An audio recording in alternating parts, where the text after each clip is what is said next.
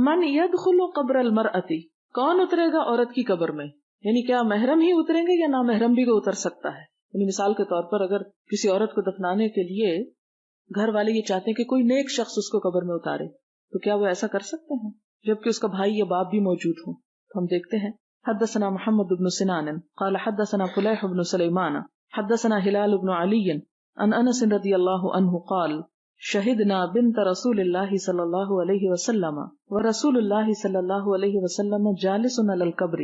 صحابہ کرام میں سے حضرت انس کہتے ہیں کہ حضور صلی اللہ علیہ وسلم کے ساتھ آپ کی صاحبزادی کے جنازے پہ حاضر تھے اور آپ قبر پر بیٹھے ہوئے تھے. فرأیت عینیہ تدمعان، میں نے دیکھا کہ آپ کی دونوں آنکھیں آنسوں سے بھری ہوئی ہیں. فقال، تو آپ نے فرمایا هل فیکم من احد لم یقارف اللیلہ، کیا تم میں سے کوئی ایسا شخص ہے جس نے رات کو، میں نے آپ کو پیچھے معنی بتا چکی ہوں کہ اقتراف کا معنی مرتکب ہونا بھی ہے، عیب لگ جانا، یعنی کوئی ایسا کام تو نہیں کیا جس سے وہ عیب دار ہو گیا ہو. فقال ابو طلحہ انا، ابو طلحہ کہتے ہیں کہ میں ہوں. قال فانزل فی قبرها، تو کہتے ہیں کہ ان کی قبر میں اترو.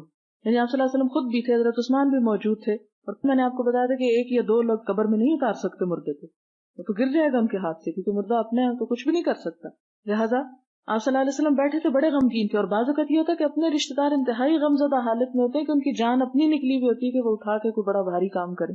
تو ایسی صورت میں اجازت دی گئی کہ ایک غیر مرد بھی عورت کو اٹھا کے قبر میں رکھ سکتا ہے. ظاہر ہے کہ عورت لپٹی ہوئی ہے، کفن میں ہے، اور اس کے ساتھ یہ کہ مردہ جان ہے، مٹی کا ڈھیر ہے، اس لیے اس کو اٹھا کے اگر وہ رکھ دے تو اس کی اجازت ہے. اس حدیث سے یہ پتہ چلتا ہے. ابو طلحہ کہتے ہیں کہ میں نے کہا میں، تو آپ صلی اللہ علیہ وسلم نے فرمایا فانزل فی قبرہا، اس کی قبر میں اترو. فنزل فی قبرہا فقبرہا، تو ان کی قبر میں اترے اور انہوں نے ان کو قبر میں لٹایا.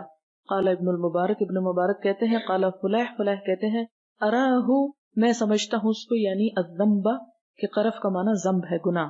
قال ابو عبداللہ، ابو عبداللہ امام بخاری کہتے ہیں لیقترفوا، جیسے قرآن میں آتا ہے لیقتصبوا، اس کا معنی ہے گناہ کرنا.